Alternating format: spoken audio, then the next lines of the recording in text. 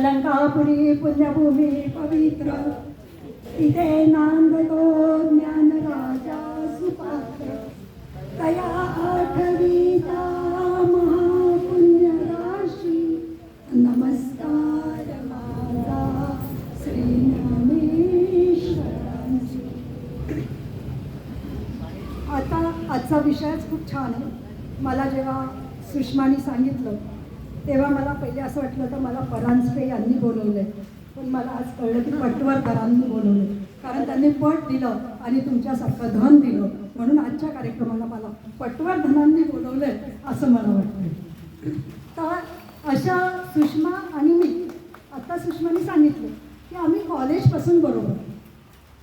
आता भट सरांचं एका शब्दात वर्णन केलं, हे आम्ही कॉलेजपासून पाहिलेलं.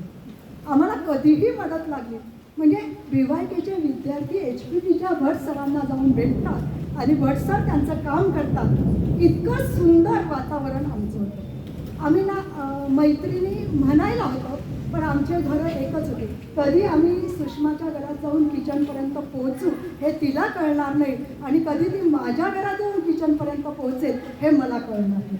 इतकं आमचं एक होतं. कारण माझ्या वडिलांचं MA संस्कृत असल्यामुळे ते कॉलेजमध्ये जात होते यांना सगळ्यांना मार्गदर्शन करायला. सुषमा पण बऱ्याच वेळा वडिलांकडे येत होती. त्याच्यात चांगलाच अभ्यास होता. बऱ्याच विषयांमध्ये त्यांचा अभ्यास होता. त्यांच्याबद्दल तर बोलायला लागलं तर वेळ नक्की कमी पडेल. आणि तसंच भट सर म्हणजे आम्हाला सुषमा नेहमी म्हणते की आपल्या भागातल्या 2 व्यक्ती अशा होऊन गेल्या की आपल्याच लोकांना माहीत नाही की ते आपल्या भागात राहतात. त्या व्यक्तींना लोक ओळखतात, पण ते आपल्या भागात राहत आहे ते कधीच कळलं नाही. एक म्हणजे माझे वडील सिन्नरकर महाराज आणि दुसरे म्हणजे उत्तम कांबळे सर.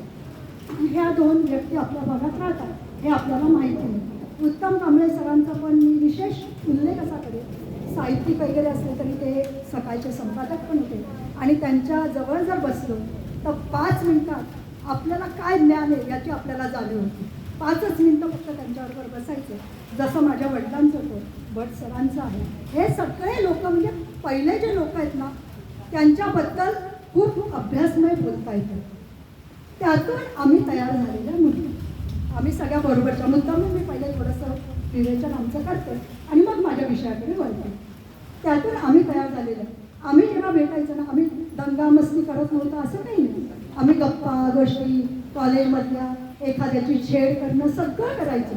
पण जेव्हा आम्ही एकत्र भेटायचो आणि बोलायचो ना तेव्हा अशा विषयांवर एकमेकींशी बोलायचो की त्याच्यातूनच आम्हाला ज्ञानप्राप्ती व्हायची. बरं, माझा विषय जो असेल तो कदाचित सुषमाकडे नसेल, त्यामुळे माझ्याकडून तिच्याकडे जायचा आणि तिच्यातून तोच ही असा विषय माझ्याशी बोलायचे की जो मला कधीच काही माहीत नसायचा. असं करत करत आम्ही सगळ्याजणी, आम्ही 7-8 जणी होतो आणि असं करत करत आज आम्ही इथपर्यंत पोहोचलो. आता आपला आजचा जो विषय तो विष्णू सहस्त्रनामावर तुम्ही सर्वजण इतके दिवस बोलता आहात. त्याविषयी मी बोलणार नाही, कारण कमी वेळात मी या विषयांवर जर बोलत असते तर विषयही पूर्ण होणार नाही आणि अर्धवटता राहील. दशा अवताराला मी थोडासा हात लावणार, पूर्ण बोलणार नाही, कारण एक अवतार जर भागवताप्रमाणे बोलायचं झालं तर 7-7 दिवस लागतात. त्यामुळे त्याच्यावर येणार. तर पहिले आपण विष्णू सहस्त्रनाम म्हणजे काय तर आपल्याला माहिती की 1000 विष्णूंची नाव आणि त्याप्रमाणे आपण त्याच्यावर करत असलेलं काम. आता मी रोज माझ्याकडे यायचं, पण काही कामानिमित्त मला इथे येणं शक्य झालं नाही, पण मी रोज मोबाईलवर वाचायचे. एकादशीला आपण तुलसीदाला अर्चन केलं, बरोबर सगळ्यांनी. आता एकादशीचं महत्त्व आपल्याला माहिती आहे का? आपण विचार केला तर आपण म्हणतो की हो एकादशी काय, आज उपवास आहे, आज काय भगवंतांचं नामस्मरण करायचं, इतकंच आपल्याला माहिती आहे. उपवास आहे म्हटलं म्हणजे काय करतो आपण? सकाळी खिचडी, बटाट्याची भाजी, त्याच्या जोडीला कसला खाऊ पाहिजे, गोड चटण्या, कोशिंबिरी, सगळं ताट भरून आपलं अन्न. म्हणजे उपवासाचं अन्न. दुपारी आपण म्हणतो उपवास आहे. मग आपण काय करतो? पापड्या, कुरडया, बटाट्याचे वेफर्स, कीस. उपवास आहे बाबा, उपवास आहे म्हणून ते खातो. रात्री काय म्हणतो की आज उपवास आहे बाबा, दिवसभर आपल्याला काहीच मिळालं नाही, पोटभर खायला मिळालं पाहिजे म्हणून आता आपण काय करतो? बगर आमटी करून खातो, बरोबर? म्हणजे पोट भरेल. म्हणजे एकादशी दुप्पट खाशी तरी म्हणे मी उपाशी, अशी आपली एकादशी. पण एकादशीचं महत्त्व खूप वेगळं आहे, जे आपण कधी जाणण्याचाच प्रयत्न करत नाही किंवा जाणतो पण त्याकडे लक्ष देत नाही. एकादशीचं म्हणजे काय आहे, तर आपल्याला चंद्राला कापड वाहण्याची आपल्याकडे प्रथा आहे, पण आपण पूर्ण कापड वाहू शकत नाही, म्हणून एक दशी जरी वाहिली तरी त्याच्यात चंद्राला आनंद आहे. त्याचप्रमाणे आपल्याकडे अग्नीला नैवेद्य दाखवण्याची प्रथा होती पूर्वीपासून. चूल होती, आपण अग्नीला नैवेद्य दाखवायचं, चूल गेली, गॅस आला, नैवेद्य पळाला. पण अजूनही काही ठिकाणी नैवेद्य दाखवलं जातं, चुलीला नैवेद्य दाखवतात. पण एखाद्या दिवशी जर आपल्याला काही अन्नाचा नैवेद्य दाखवता आला नाही आणि त्याला भाताचं एक शीत जरी दिलं तरी अग्नीला त्याच्यात आनंद असतो. आपल्याला माहिती, शंकराला महिम्नाचे किंवा रुद्राचे आवर्तन केले, एकादश आवर्तन करा, शंकराला त्याच्यात आनंद असतो. आणि संतांना भगवंतांचं नामस्मरण करण्यात आनंद असतो, ते रोजच करतात, पण एकादशीला ते तहान भूक विसरून भगवंतांचं नामस्मरण करतात आणि आम्ही सगळं खाऊन पिऊन एकादशी करतो. हा फरक आहे. म्हणूनच म्हणतात शशीशी आनंद एकादशीत, अग्नीशी आनंद एकादशीत, शिवाशी आनंद एकादशीत, आणि संतांशी आनंद एकादशीत.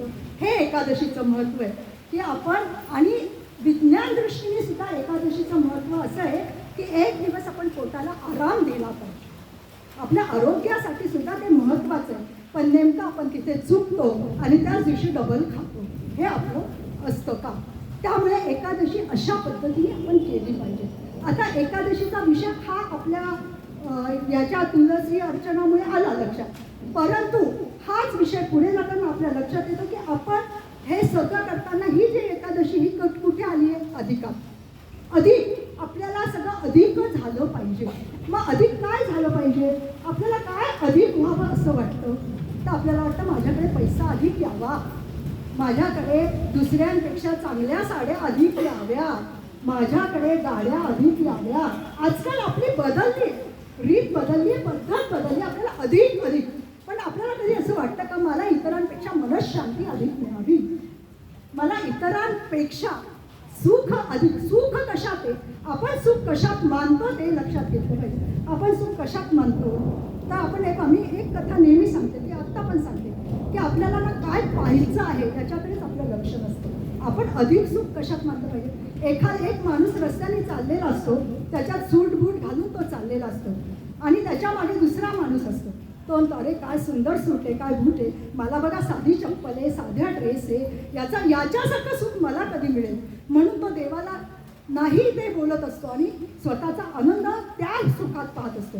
मागे वळून पाहतो तर मागच्या माणसाच्या पायात जेव्हा स्लीपर असते तेव्हा तो म्हणतो भगवंता तुम्हाला चांगली चप्पल तरी दिलेली आहे. तो स्लीपरवाला पुन्हा तेच करतो, त्या चप्पलवाल्याच्या माणसाकडे पाहतो, देवा तुम्हाला स्लीपर दिली आहे, सगळं जग मला हसतंय, अरे तू माझ्यावर असा अन्याय का केला, त्याला चांगली चप्पल दिली, चांगले कपडे दिले, मला का नाही दिले.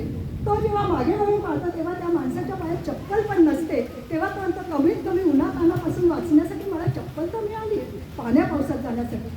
आणि चप्पल नसलेला माणूसही हेच म्हणतो, उन्हातानात मला असं बिना चप्पलचं जावं लागतं, पाण्या पावसात. तेव्हा तू माझ्यावर हा अन्याय का केला, मला का तू असं केलंय. तेव्हा तो मागे वळून पाहतो तर त्या माणसाला जेव्हा पायच नसतात तेव्हा तो म्हणतो कमीत कमी मला चालायला पाय तरी दिले. आणि ज्याला पाय नसतात तो माणूस मात्र भगवंतांकडे म्हणत असतो मी तुझा खूप आभारी आहे, तू मला पाहायला दृष्टी दिली आहे, मला हे हात दिले का, मला पायच दिले नाही तर काय बिघडलं. म्हणून सुख कशात पाहायचं हे आपल्याला समजलं पाहिजे. आपल्यापेक्षा अधिक कुठे पाहायचं आणि कमी कुठे पाहायचं.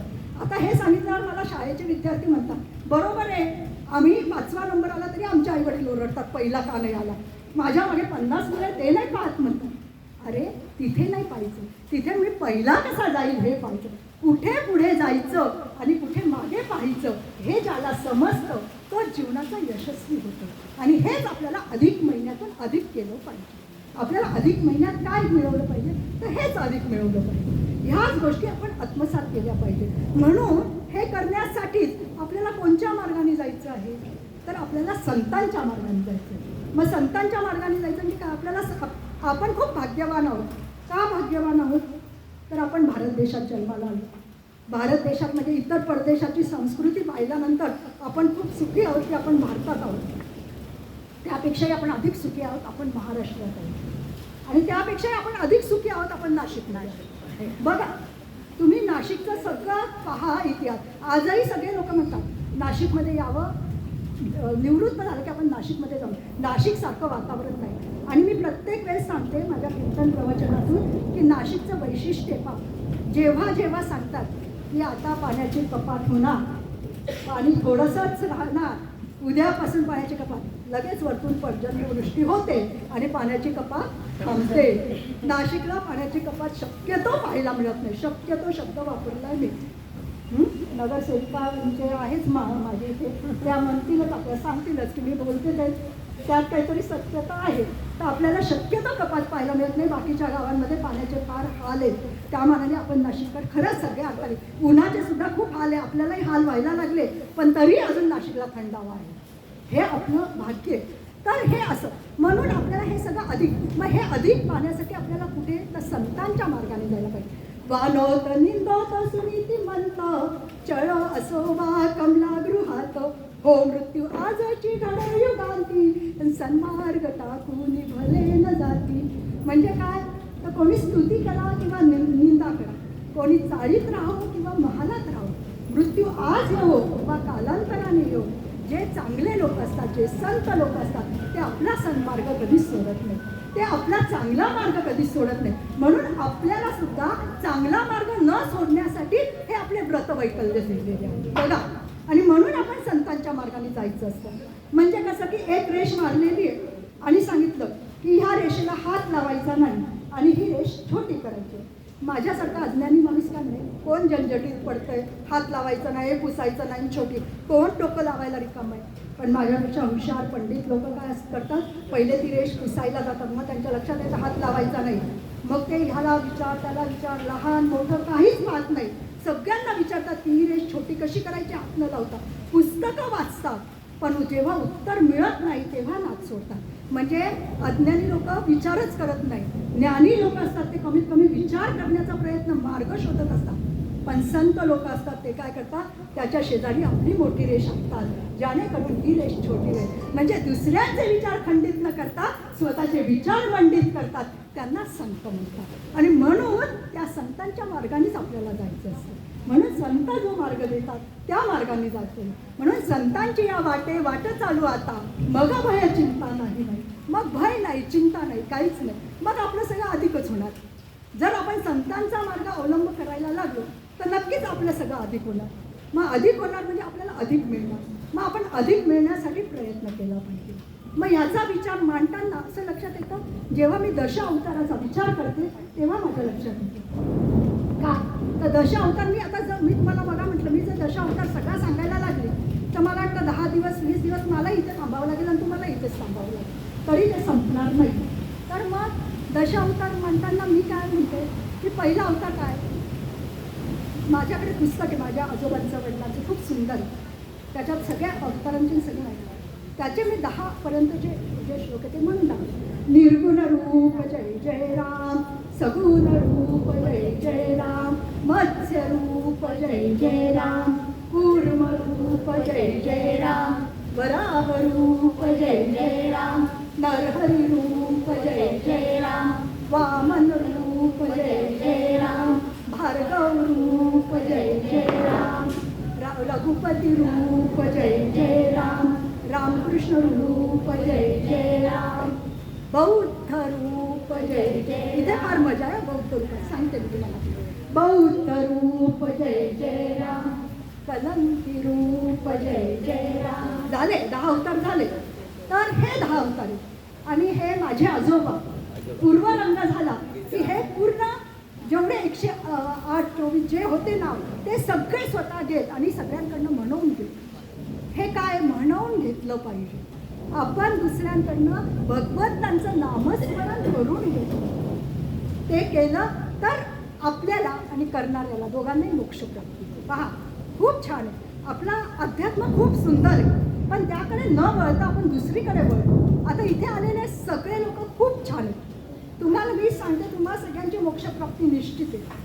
कारण जो भगवंतांचं नामस्मरण करतो त्याला मोक्षप्राप्ती, आणि तुम्ही भगवंतांच्या नामस्मरणामुळेच इथपर्यंत आले. आणि याचं सर्वात जास्त महत्त्व हे सुषमाताईंना, हे भट सरांना, आणि त्यांना तुम्हाला पण आहे, पण त्यांना तुमच्या सगळ्यांचं सुद्धा अधिक मासातून त्यांना मिळालेलं अधिकस्य फलम, तर ते अधिक फल त्यांना मिळालेलं, आणि तुम्हाला. तर असा हा सगळा महत्त्वाचा. तर हे 10 मध्ये काय, तर पहिला कोणचा आहे, तर माशाचा. माशाचा आहे म्हणजे काय, तर महाप्रलयात त्यांनी आपल्या जीवसृष्टी वाचवली आणि वेदांचं रक्षण केलं. दुसरा कूर्म, कासव, समुद्र मंथनातून सुरासुरांचं युद्ध चालू होतं.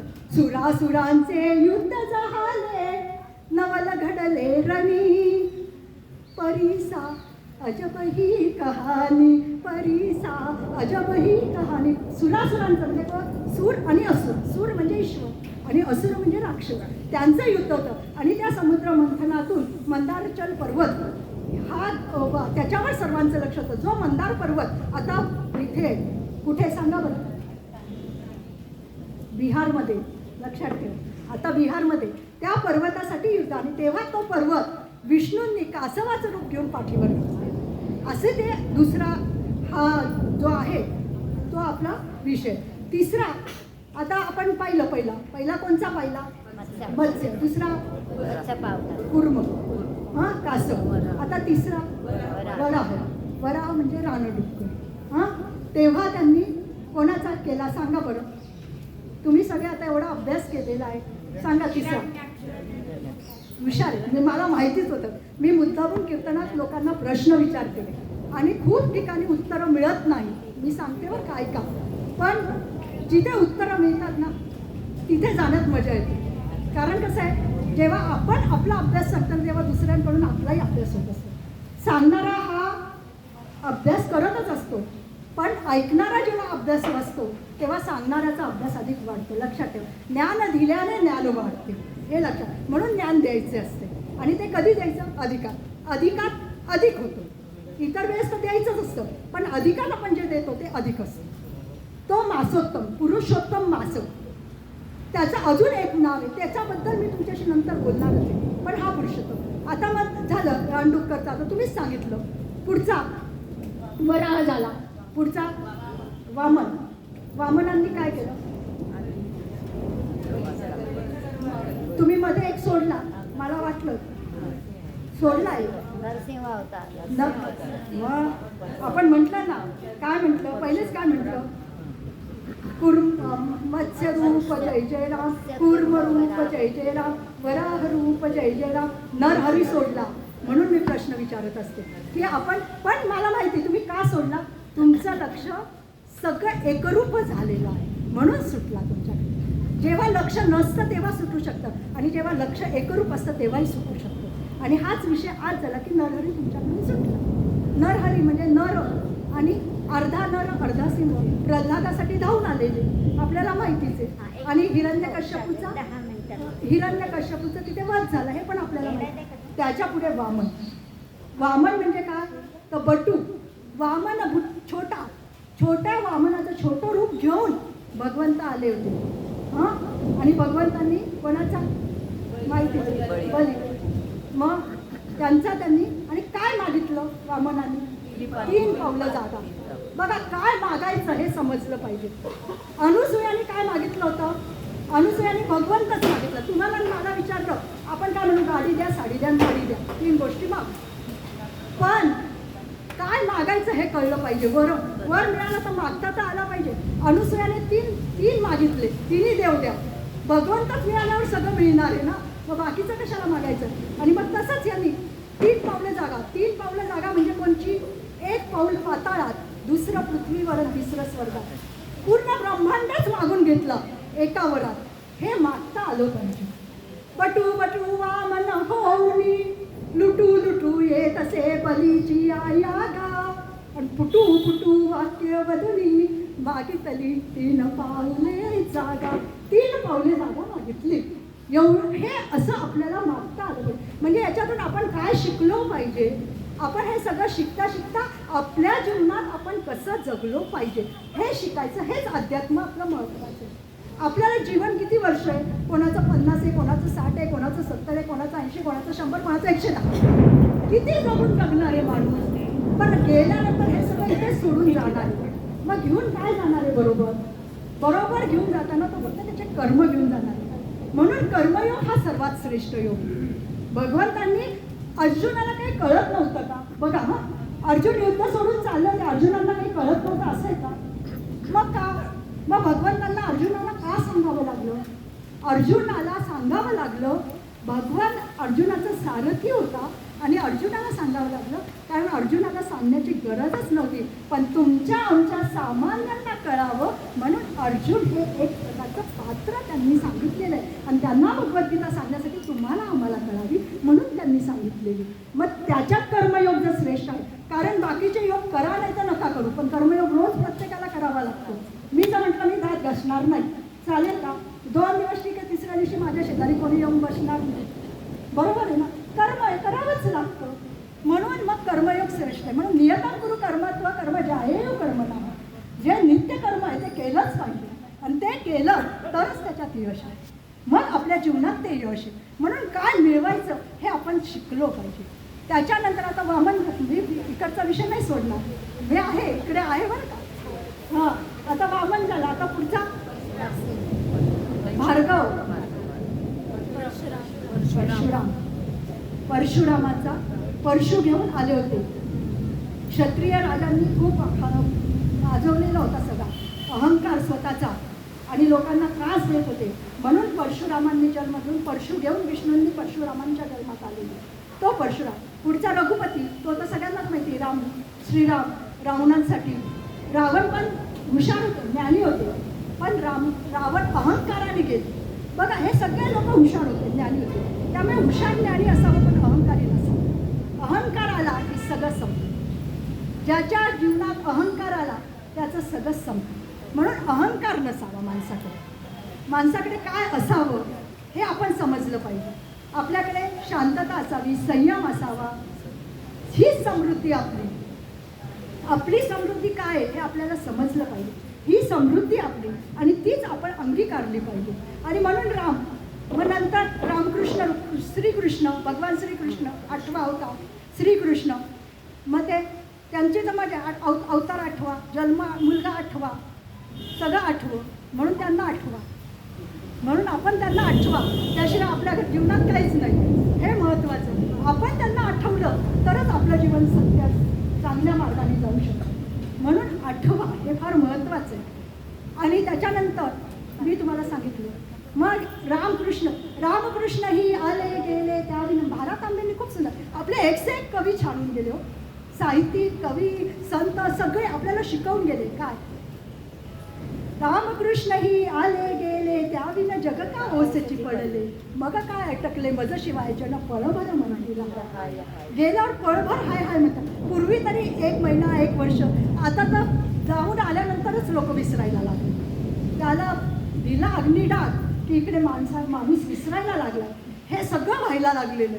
मग कलियुग कशाला म्हणतात? यालाच तर कलियुग आहे. हाच तर कलियुगाचा महिमा आहे की आपण एकमेकांना विसरायला लागलेलो. पण मग रामकृष्ण ही आले गेले त्याविन जग का होसे चिकट पडले, मग काय अटकले मज शिवाय जन पळभर म्हणतात. जन पळभर म्हणणारे हा. मग आपल्याकडे काय तर ते कर्म आहे. मग ते कर्म चांगलं केलं तर तेच आपल्याबरोबर येणार आहे. आपल्याबरोबर कोण येणार नाही.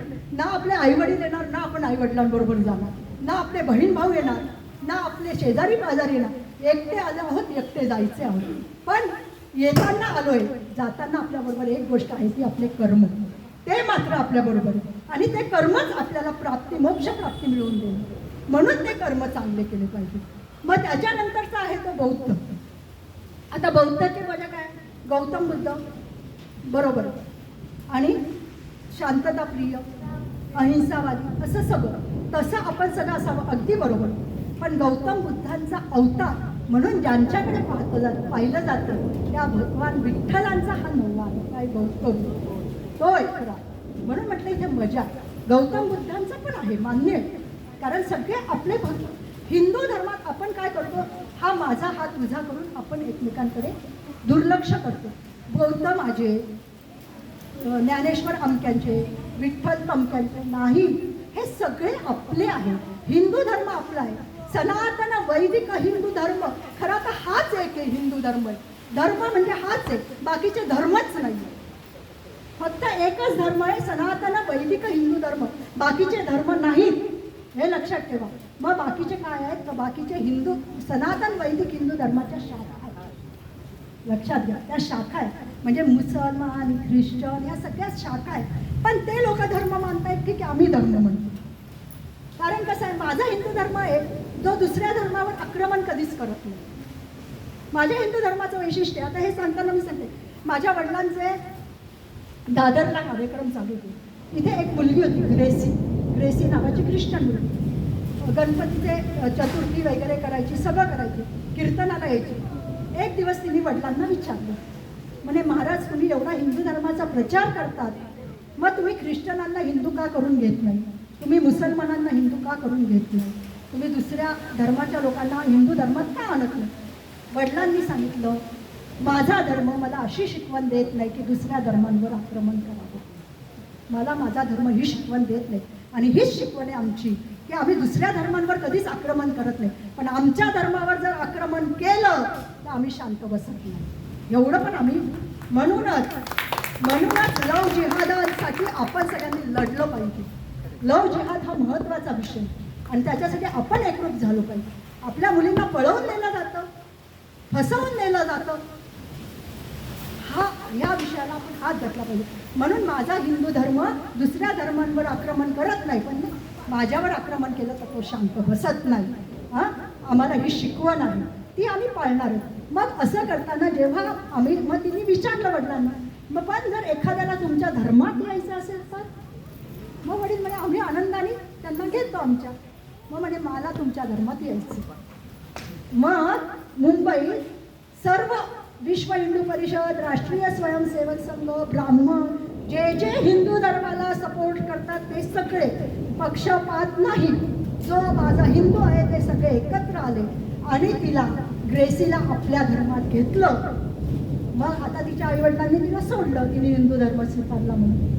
मग आता ती आपल्या धर्मात आली. मग तिला वडिलांचं नाव द्यायचं, तिला आई वडील पाहिजे, म्हणून वडिलांनी तिला मुलगी मानलं आणि त्या ग्रेसीची ती झाली निवेदिता. आणि ती निवेदिता आज आमची मोठी बहीण. वडील आज नाही येत हयात, पण आजही ती प्रत्येक कार्यक्रमांना आमच्या येत असते. तिचं लग्न करून दिलं, मुंबईच्या परळकरांशी लग्न लावलं आणि तिला आज मुलगा पण आहे. आता मुलाचंही लग्न होईल. ही कहाणी सांगितली कारण आपला हिंदू धर्माचा विषय आला म्हणून. ती निवेदिता, ग्रेसीची झाली निवेदिता. आणि मग वडिलांनी तिला सांगितलं की आम्ही करून घेऊ शकतो, जर तुमची इच्छा असेल तर आम्ही आक्रमण करत नाही. अशा पद्धतीने हा माझा हिंदू धर्म. हे झाले आता बौद्ध. आणि शेवटचा म्हणजे कलंकी काही म्हणा तुम्ही, तो आता चालू आहे कलियुग. हे कलियुग छत्रपती शिवाजी महाराजांच्या आधीपासूनच चालू झालेलं आहे. छत्रपती शिवाजी महाराज पण कलियुगातला, पण हा कलियुग आधीपासूनच चालू आहे. आणि म्हणून कलियुगात अजून कलंकी यायचं आहे, कल्की यायचं आहे. पण एका अंशाने शिवाजी महाराजांना आम्ही त्यात मानलेलं आहे. म्हणून एका पोवाड्यात म्हटलेलं आहे, कलियुगी कलंकी अवतार, कलियुगी कलंकी अवतार, घोड्यावर स्वार हाती तलवार, दख्खन प्रांती हो प्रगटला, शिवाने अवतार धरिला जी जी जी, शिवाने अवतार धरिला जी जी जी. हा शिवाने म्हणजे शंभूने छत्रपती शिवाजींचा अवतार धारण केलेला होता कलियुगात. ती जराशे मध्यवर्तीचा तो भाग होता कलियुगाचा. पण तेव्हा सगळ्यांनी आक्रमण केलं होतं आणि त्यांना थोपवण्यासाठी एका कल्कीची गरज होती कलियुगात त्या. आणि तेच छत्रपती शिवाजी महाराज त्या अंशाने होऊन गेलेले. पण अजून कलियुगात कल्की यायचा आहे आणि तो नक्कीच येणार आहे. तो घोड्यावर बसूनच येणार आहे. लक्षात ठेवा, आपल्या सर्वांच्या सन्मानासाठी येणार आहे. हे कलियुगात हे जे वागणं चालू आहे ना, भलतंच, हे जे भलते प्रकार चालू आहेत ना, ते कलियुगाचा तो शाप आहे, त्यामुळे ते चालू आहे. पण तो शाप नष्ट करायला विष्णूंचा अवतार पुन्हा एकदा होणारच आहे. आणि ते विष्णूंच्या अवताराने, आणि ते आपल्याला या पुरुषोत्तम मासात सांगणं गरजेचं आहे. म्हणून त्याचं वर्णन आज करणं मला गरजेचं आहे. आता हा जो आहे पुरुषोत्तम आपला जो आहे मास, अधिक मास, त्याला अजून एक नाव आहे, ते म्हणजे मलमास. मलमास म्हणजे काय? तर आपला मळ काढणं असा त्याचा अर्थ आहे का? तर नाही. मास म्हणजे जी ग्रहांची क्षती होते, जे ग्रहांचा प्रबोध होतो, त्या प्रबोधाचा जो नाश होतो, ज्याच्यातून हा महिना तयार होतो, म्हणजे तो मळ सगळा निघून जातो, म्हणून तो मास आणि तो अधिक मास आहे. मग तो आपण काय करतो, आपला मळ काढण्यासाठी रोज स्नान करतो. मग हा मास काढण्यासाठी गीतेच्या स्नानाचा आपण जर केलं तर आपल्या संसाराचे जे मळाचे म्हणजे जे निर्दोष आहे, जे अहंकार आहे, जे आपल्या जे भरून आपण काय करतो, कधी पण आता आपण 4 जणी जर जमलो आणि 5वी आपली मैत्रीण नसेल, किती जण आहे की तिच्या गुणांबद्दल बोलतो? मुळीच नाही. आपण नेमकं तिच्या दोषांबद्दल बोलतो. बघा, आपण कोणीही जमलो, हा ती अशीच आहे, ती थोडीशी फारच शिष्ट आहे, स्वतःला फारच शाही समजते, असं करत करत आपण तिच्या वाईटांमध्ये. पण जर आपण तिच्या चांगल्या गुणांबद्दल जर बोलायला लागलो तर आपले गुण वाढतात आणि आपले दोष कमी होतात. लक्षात ठेवा, वृद्धी आणि ऱ्हास इथे होतो. गुणांची आपल्याला वृद्धी करायची आहे का गुणांचा ऱ्हास करायचा आहे, हे आपल्याला आपला अधिक महिना समजावून जातो, म्हणून तो गरजेचा आहे. मग आपल्याला जर आपल्या गुणांची वृद्धी करायची असेल तर इथून पुढे एक लक्षात ठेवा, दुसऱ्यांबद्दल असो नसो चांगलं बोलायला शिका, प्रत्येकाच्या गुणांचं वर्णन करायला शिका. हा मळ काढून टाका, मास काढून टाका. हे कसं आहे, पेरणी. हा जो काय, हा पेरणीचा काळ आहे. पहा, खूप सुंदर आहे. मी म्हटलं ना, आपलं अध्यात्म खूप सुंदर आहे. हा पेरणीचा काळ म्हणजे काय की याच्यात आपण दैवी भक्तीची प्रेरणी करणे, भक्ती करणं, यज्ञ करणं, सात्विकता मिळवणं, हे सगळं जे आहे ती भक्तीची प्रेरणी केली पाहिजे. आणि कापणी म्हणजे काय, तर ह्या अधिकापासून पुढच्या अधिकापर्यंत हे सगळे चांगले गुण वाढवायचे. तो 3 वर्षाचा कालावधी, तो कापणी आणि हा पेरणी. बघा किती सुंदर आहे. म्हणजे हे काय येतं आपल्या ह्याच्यात, कारण आपला देश हा शेतीप्रधान देश आहे, म्हणून ह्या गोष्टींचा अशा आध्यात्मिक रूपात सुद्धा हा उपयोग होतो. बघा, आपल्या संतांनी खूप पूर्वी लिहून ठेवलं आहे. तुम्हाला आता माहिती आहे की नाही, तुमच्या आलंही असेल बऱ्याच जणांच्या वाचनात, पण संत तुकाराम महाराज यांनी करोनाचा उल्लेख आधीच करून ठेवला. त्यांच्या एका याच्यात अभंगात सापडलेला. म्हणजे बघा किती वर्षापूर्वी की ह्या त्यांनी सालासहित उल्लेख केलेला आहे की यावेळेस करोना येणार आहे. करोना, अगदी करोना उल्लेख नसेल पण करोनासारखा हे एक ग्रह येणार आहे आणि लोकांना पुन्हा घरात कोंडून ठेवणार आहे. ही संतांची दूरदृष्टी होती, म्हणून आमच्या संतांवर प्रेम आहे, आमच्या संतांच्या विचारांवर. लोक म्हणतात तुम्ही देव पाहिला का? आम्ही पाहिला का नाही माहीत नाही, आमच्या संतांनी पाहिला आहे आणि आमच्या संतांवर भरोसा आहे, म्हणून आम्ही देव पाहिला. आणि आम्ही रोजच देव पाहतो. लोक जेव्हा रस्त्याने जाता येतात, कोणाचा ॲक्सिडेंट होतो, कोणाचं काय वाईट होतं, कोणाचं कसं होतं, आम्ही सुखी असतो आमच्या घरात, म्हणजे देव आमच्या पाठीशी आहे. कारण आमच्याशी देव का नाही असं वागत, कारण आम्ही देवाचं नामस्मरण करतो. आता बघा, ह्याच्यातही मजा आहे. म्हणजे मी तुम्हाला सांगितलं तर आपले युग किती आहेत? 4 युग आहेत. कोणचे युग आहेत? सत्ययुग, त्रेतायुग, द्वापारयुग आणि कलियुग. बघा मजा बघा. तर सत्ययुगात काय होतं? तप करणं. का बरं? तिथे वयोमान जास्त होतं, माणसांचे वागणे चांगले होते. सत्ययुग नावाप्रमाणे माणसांची माणुसकी होती, वयोमान जास्त होतं, त्यामुळे तप करण्याचा कालावधी जास्त कालावधी. मग तेव्हा तपधारणा केली जात होती. आता पुढे आलं त्रेतायुग. त्रेतायुगात काय झालं? थोडंसं वयोमान कमी झालं, नंतर माणसांची जराशी वागण्याची पद्धत बदलली आणि मग तिथे काय आलं? त्रेतायुगात काय होतं? यज्ञ, याग. रावणाने पण यज्ञ, रावण किती यज्ञ करायचा आपण पाहतो पिक्चरमध्ये पाहून तरी, आपल्याला नाटकात पाहून तरी तेवढं कळतं की रावण खूप यज्ञ करत होता. यज्ञ यागाने रावणाने यज्ञातून तर सगळं मागून घेतलं होतं. मग यज्ञ याग हे त्रेतायुगात होतं. मग पुढे काय झालं? पुढचं आलं द्वापारयुग. मग द्वापारयुगात काय आलं? मूर्तीपूजा. पुन्हा वय कमी झाले, पुन्हा लोकांची वाढ. आता कलियुगात अजूनच वय कमी झाली. आपण बघतोय किती, म्हणजे पुढे 100, 150, 200 वर्ष जगत होते लोक, आता 100 काढतात की नाही असा प्रश्न असतो. वय कमी झाले. आता तुमच्या पिढीचं तरी बरं आहे, यांच्या पहिल्या पिढीचं 80, 90. आमची पिढी तर किती वयात जाईल हे आम्हालाच कळत नाही. 40तच आम्ही, तुम्ही 90त सुद्धा कामं करतात, आम्ही 40तच थकतो. हा विषय पुढची पिढी अजून विषयच थकायला लागली. हे काय आहे? हा कलियुगाचा महिमा आहे. आणि म्हणून आम्ही यंत्रज्ञानाकडे फिरलो, बसून आम्ही कामं करायला लागलो आणि आमची आमचं अन्न चांगलं नाही, काहीच नाही. मग ह्याच्यात आम्ही अडकलो आणि म्हणून आम्ही मग हे मग कलियुगात काय दिलं? मग कलियुगात तुम्हाला काय करायचं आहे? मग कलियुगात खूप सोपं आहे, फार सोपं सांगितलं. फक्त नामस्मरण करा. पण आम्ही वेडे, आम्हाला फक्त नामस्मरण पण करता येत नाही. नाही तुम्हाला तप सांगितला, नाही तुम्हाला यज्ञ सांगितला, नाही तुम्हाला मूर्तीपूजा सांगितली. तुम्हाला काय सांगितलंय? फक्त नामस्मरण करा. पण आम्ही तेही करत नाही, आम्ही नामस्मरण करत नाही. आणि आम्ही म्हणतो भगवंत आम्हाला पावला पाहिजे. तुम्ही सांगा कसा भगवंत पावेल? अधिक महिन्यात तुम्ही विचार करा, आम्ही अधिक मासात एवढं हे केलं ते केलं, म्हणजे पूजा न करता आम्ही सगळं केलं. आम्ही खूप नटलो थटलो, विशा केल्या आणि देवाचं नावच नाही घेतलं. देव कशाला पावेल?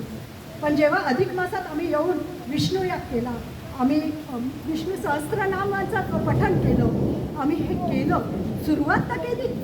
आज मला जेव्हा सुषमाचं माझं या बाबतीत बोलणं झालं तेव्हा मला सुषमाने सांगितलं होतं, मला माहिती की हे होणार नाही. आम्ही दोघे एका कार्यक्रमाला बरोबर जात होतो.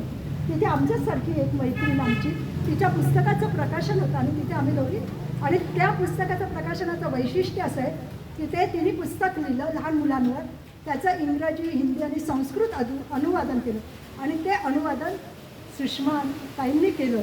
आणि म्हणून त्या कार्यक्रमात ती माझी मैत्रीण, मलाही तुम्ही आमंत्रित केलं आणि सुषमालाही. मग आम्ही दोघे एकत्रित गेलो. मग तिथे जाता जाता आमचा हा विषय झाला. तेव्हा मला सुषमाने सांगितलं की विष्णू सहस्त्रनाम पूर्ण होणार नाही, हे मला माहिती आहे, पण जेवढं होईल तेवढं केलं पाहिजे. देण्याची वृत्ती असेल तर माणूस काहीतरी करू शकतो. आणि तेच काम सुषमाताईंनी केलं आणि त्याला तुम्ही सगळ्यांनी साथ दिली. आम्ही तर सगळे हेच आहे की याच्यात मदत करू शकलो नाही, कोणत्या रूपाने? येण्याच्या रूपाने सुद्धा.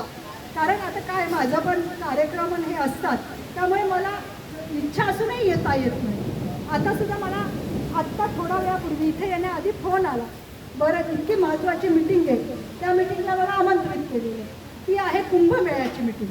तिथे आहे साध्वी आणि सर्व साध्वींच्या प्रमुखत्वाचं काम माझ्याकडे दिलेलं आहे. त्यामुळे त्या मीटिंगला मला जाणं गरजेचं. मी तरी म्हटलं, ते म्हणे 6:30ला मीटिंग सुरू आहे. म्हटलं सॉरी, माझं प्रवचन आहे, मी येऊ शकत नाही. म्हणे तुम्ही 6:15पर्यंत आलात तरी चालेल, पण तुमची उपस्थिती गरजेची.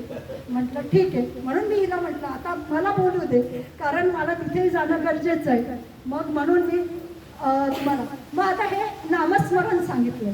मग हे नामस्मरण, आपण नामस्मरण केलं पाहिजे, पण आपण ते करत नाही कलियुगात. आणि नाव नाही घेतलं तर तुम्हाला भगवंत कसा पावेल? पावणारच नाही. आणि मग आपण म्हणायचं की काही नाही, देव नाही आहे, श्रद्धा. अंधश्रद्धा आणि श्रद्धा याच्यात खूप फरक आहे. आणि अंधश्रद्धेमुळे श्रद्धेवर कोणी घाव आणला तर हिंदू गप्प बसणार नाही, ही आमची तुम्हाला पूर्णपणे. अंधश्रद्धा म्हणजे काय? एखादा बळी देणं नाही, आम्हालाही नाही चालणार. तुम्ही तर माणसांचा आणि आम्ही म्हणतो प्राण्यांचा पण बळी नाही दिला पाहिजे. कशाला बकरी ईद साजऱ्या केल्या पाहिजे?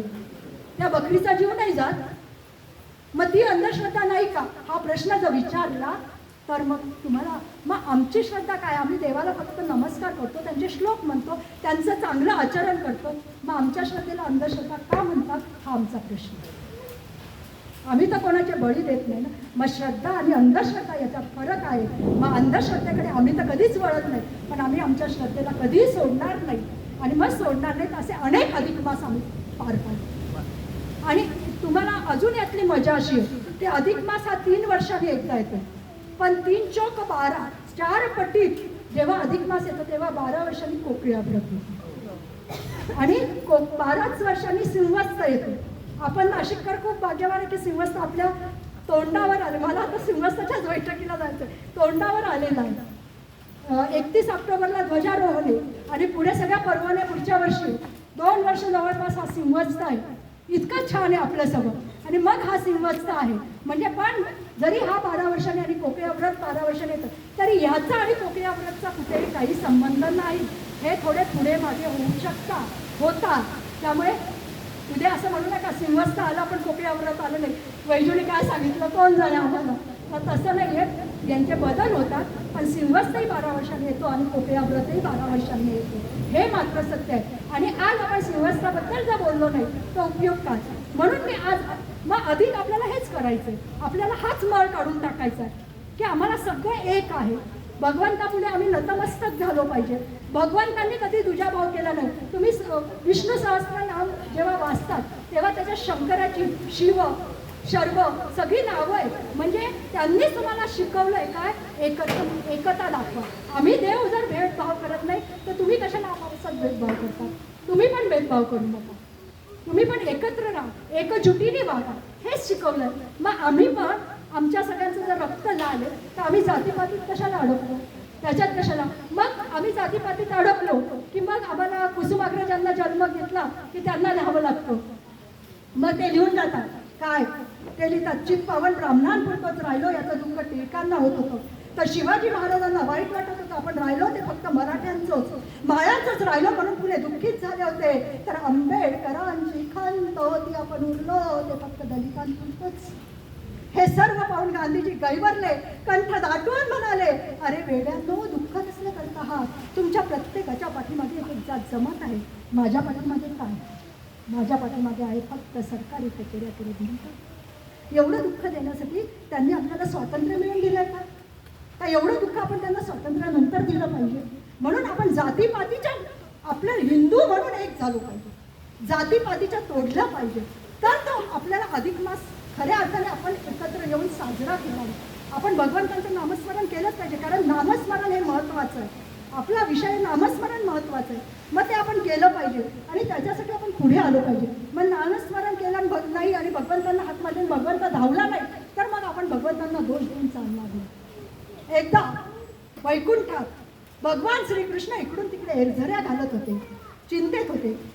रुक्मिणी देवींनी पाहिलं आणि भगवंतांना विचारलं, तुम्ही एवढे चिंतेत काय? एवढे चिंताग्रस्त का बरं आहात? तेव्हा भगवंतांनी सांगितलं, हस्तिनापूरमध्ये द्रौपदीचं वस्त्रहरण चालू आहे. तेव्हा रुक्मिणी देवी चिडल्या आणि भगवंतांना म्हणाल्या, द्रौपदीचं वस्त्रहरण चालू आहे, तुम्ही इथे शांतपणे कसे का बसले आहात? तुम्ही मदतीला का जात नाहीये? तेव्हा भगवंतांनी सांगितलं, अजूनही तिचा विश्वास माझ्यापेक्षा तिच्या ओठांवर आहे, दातांवर आहे, तिचा पदर दातामध्ये ती मला हाक मारत नाही, मी जाऊ कसं?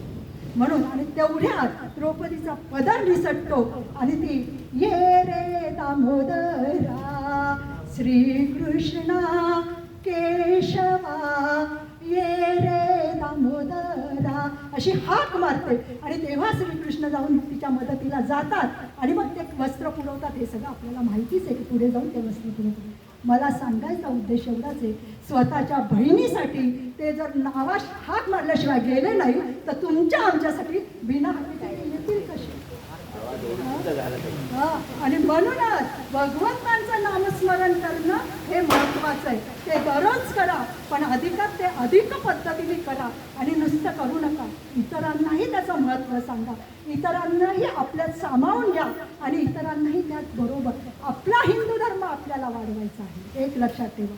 आपला वैदिक सनातन हिंदू धर्म जर आपल्याला वाढवायचा असेल तर या जातीपाती हे नामस्मरण, भगवंतांचं आपलं महत्त्व, कारण भगवंत अवतार घेतातच. आपण दशा अवतार तर पाहिलेच आहे. त्याला आज मी दशा अवतारांवर खूप बोलू शकते, खूप छान सांगू शकते, पण जर ते बोलत बसले असते तर तुमचाही वेळ आणि तो वेळ देऊ पण शकत नाही आपण एवढं. कारण रोज आता जेव्हा कुठे माझं आहे 1-2 ठिकाणचं मला आमंत्रण आलेलं आहे, बुलढाणा वगैरे, तिकडे या ऐकायला सगळेजण. मग दशा अवतार ऐकायला सगळे तिकडे या. मग तेव्हा आपण सगळे तिथे भेटू. पण आपणही सगळ्यांनी भगवंतांचं नामस्मरण केलं पाहिजे. आणि जर भगवंतांचं नामस्मरण केल्यानंतर जर भगवंत आला नाही ना तर त्याला विचारायचं, मग विचारा, नामस्मरण करा. का आम्हाला तुम्ही नामस्मरण सांगितलंय, आम्ही नामस्मरण करतोय, पण नामस्मरण केल्यावर जर भगवंत आला नाही ना तर त्याला विचारा, का ते मन निष्ठुर का केले, ते मन निष्ठुर का केले, गजेंद्राच्या हाकेसरशी धावून आले, पांचाळीच्या करुणावचनी हृदय दैवरले, प्रल्हादाच्या भावासाठी स्तंभी गुरगुरले, एका जनार्दनी पूर्ण कृपेने निशिदिनी पदी रमले. ते मन निष्ठुर का केले जे पूर्ण दयेने भरले भरले जे पूर्ण दयेने भरले भरले ते मन निष्ठुर का केले ते मन निष्ठुर का केले. मग भगवंतांना विचारा की आमचं मन तुम्ही निष्ठुर का केलं आमच्यासाठी. मग तुम्हाला आता धावून यावंच लागेल. पण भगवंत धावून यावं असं जर आपल्याला वाटत असेल तर आपण सगळ्यांनी पुढच्या अधिकापर्यंत त्यांचं नामस्मरणही केलंच पाहिजे. आणि म्हणूनच आपण पुढे भेटू, पण तोपर्यंत आपण सर्वजण नामस्मरण करूया. आणि मग मी माझ्या शब्दांना पूर्ण विराम देईन. आपण सर्वजण नामस्मरण करूया. हरे राम राम राम हरे हरे, हरे कृष्ण कृष्ण कृष्ण हरे हरे, हरे राम राम राम हरे हरे, हरे कृष्ण कृष्ण कृष्ण हरे हरे, हरे राम राम राम हरे हरे, हरे कृष्ण कृष्ण कृष्ण हरे. भगवंतांनी आपल्याला हात दिलेले आहेत, बोलायला तोंड दिलेलं आहे. मग सगळ्यांनी टाळ्या वाजून भगवंतांचं नामस्मरण केलं. कारण भगवंतांचं नामस्मरण केलं तरच भगवंत पावणार आहे. आणि खरोखर आपल्याला भगवंताला पावावं असं वाटत असेल तर नामस्मरण करा. म्हणा हरे राम राम